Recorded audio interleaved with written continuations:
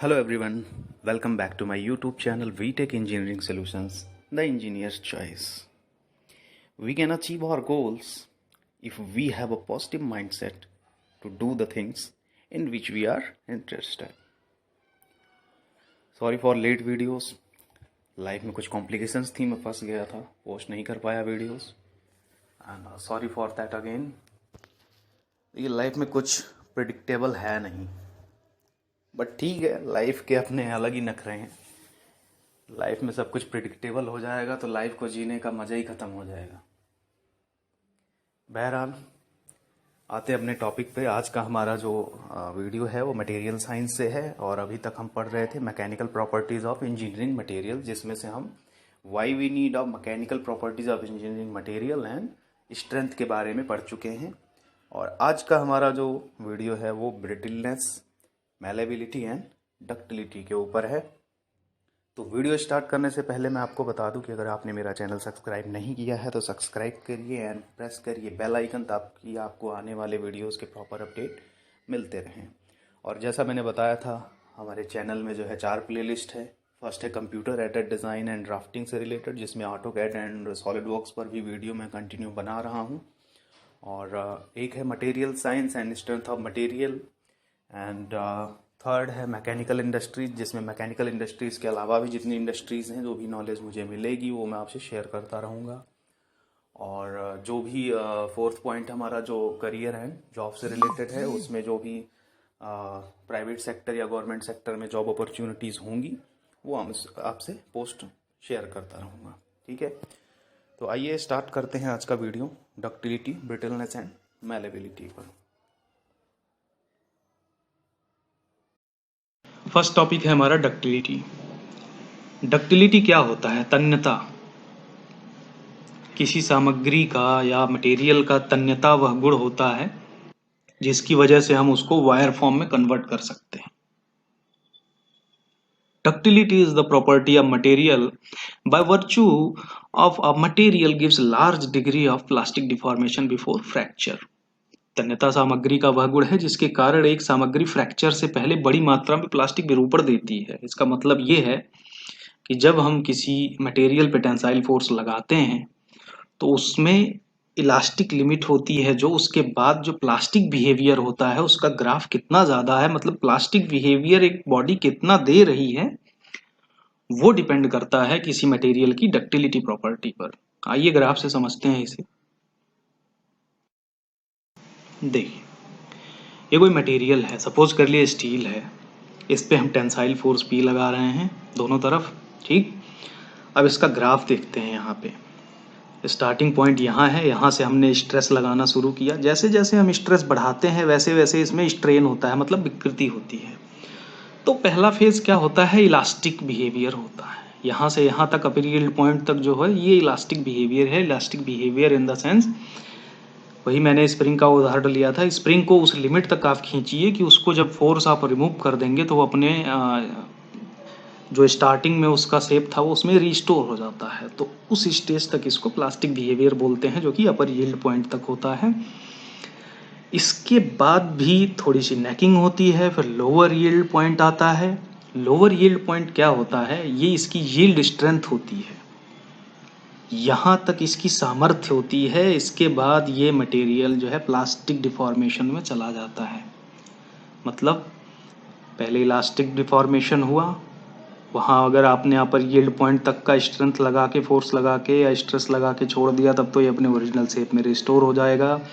उससे ज़्यादा अगर आपने प्रेशर लगाया तो ये प्लास्टिक बिहेवियर में चला जाएगा। और प्लास्टिक बिहेवियर की जब ये अपने ओरिजिनल शेप में रिस्टोर नहीं हो पाता है, उस दौरान इसमें कितना विरूपण होता है, कितना स्ट्रेन होता है, उसका यहाँ से लेके यहाँ तक जो ग्राफ है बिफोर द फ्रैक्चर, ये प्रॉपर्टी अगर मटेरियल में ज़्यादा होती है तो उसको डक्टाइल मटेरियल बोलते हैं। और वो डक्टिलिटी जो है प्रॉपर्टी होती है मटेरियल की।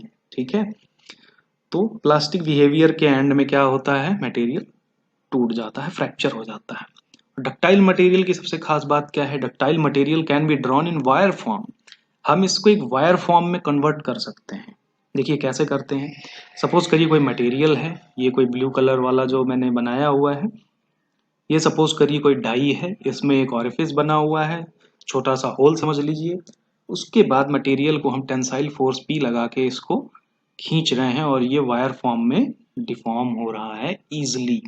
ठीक, कुछ एग्जांपल्स हैं डक्टाइल मटेरियल के, जैसे गोल्ड है, सोना है, सिल्वर है, आयरन है, कॉपर, जिंक, टिन, निकल, एल्युमिनियम। इनको हम टेंसाइल फोर्स लगा के इनको हम वायर फॉर्म में कन्वर्ट कर सकते हैं, और ये elastic limit and plastic limit इसकी दोनों का ग्राफ इसका ज्यादा होता है। ठीक है, आइए नेक्स्ट देखते हैं क्या है। Brittleness. Brittleness is the property of material by virtue of a material gives low degree of plastic deformation before fracture। अभी तक हम देख रहे थे टेंसाइल फोर्स लगाने पर large degree of plastic deformation दे रहा था। ये वाली यहाँ देखिए ग्राफ में, अगर यहाँ लोअर यील्ड पॉइंट्स लेके फ्रैक्चर तक का जो ग्राफ था वो कहीं यहाँ पे था। अब ये ग्राफ छोटा हो गया है, मतलब प्लास्टिक बिहेवियर इसमें बहुत कम होता है जो ब्रिटल मटेरियल होते हैं। ठीक है, तो ब्रिटल मटेरियल में जो है low degree of plastic deformation मिलता है हमें before the fracture point. Tensile force हमने इसमें भी लगाया।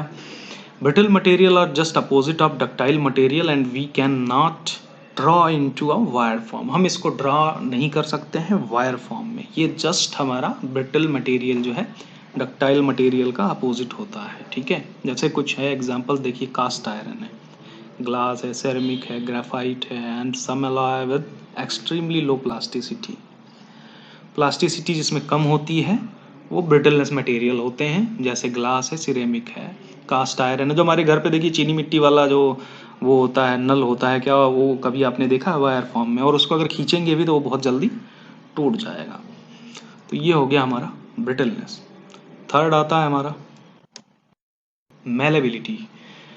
Malleability is the property of material by which a material undergo large reduction of cross sectional area under action of compressive force। देखिए अभी तक हम टेंसाइल फोर्स की बात कर रहे थे, अब हम कंप्रेसिव फोर्स की बात कर रहे हैं। अब इस मटेरियल पे कंप्रेसिव फोर्स लगा रहे हैं और large reduction in cross section area. Cross sectional area क्या होता है, सपोज करिए यहाँ पे मैंने एक सेक्शन लिया तो, और ये सॉलिड रॉड है, तो इसका एक सर्कुलर एरिया जो होगा किसी भी प्लेन पर, वो प्लेन कहीं भी हो सकता है, वो उसका क्रॉस सेक्शनल एरिया हो गया। तो क्रॉस सेक्शनल एरिया से देखिए सबसे समझ में आता है सेक्शनल एरिया की बात हो रही है, और क्रॉस सेक्शनल और कंप्रेसिव फोर्स के दौरान ductile material can be drawn in thin sheets. अभी तक हम वायर फॉर्म में डिफॉर्म करते थे, मैलेबिलिटी एंड ब्रिटलनेस को देखा हमने।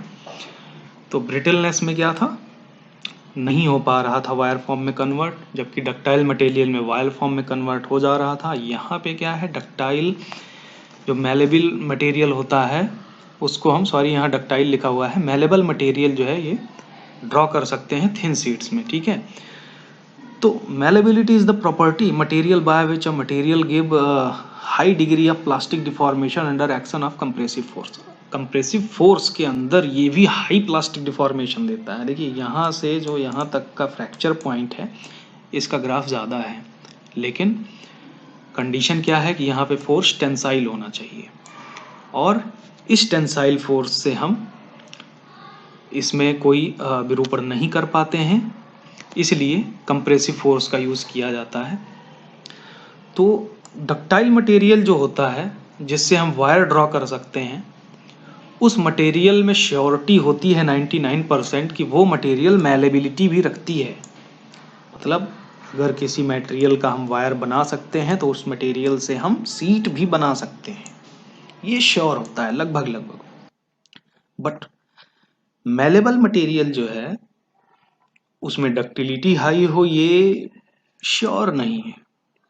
मतलब जिससे हम शीट बना रहे हैं कंप्रेसिव फोर्स लगा के, उससे हम वायर भी बना सकते हैं, ये जरूरी नहीं है।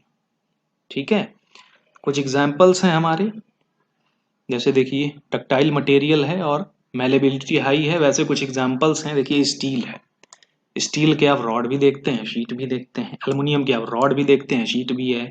वैसे ही कॉपर, सिल्वर एंड गोल्ड और भी बहुत सारे मटेरियल हैं जिनमें हम देखते हैं कि ये वायर फॉर्म में भी हमें मिलते हैं, शीट भी हमें मिलती है। उनके अंदर मैलेबिलिटी एंड डक्टिलिटी दोनों प्रॉपर्टीज होती हैं, और मैलेबिलिटी हाई रहेगी तो डक्टिलिटी हाई हो ये जरूरी नहीं है, लेकिन डक्टिलिटी हाई होगी तो मैलेबिलिटी हाई होगी, ये श्योर होता है 99%। आइए ग्राफ से समझते हैं कुछ।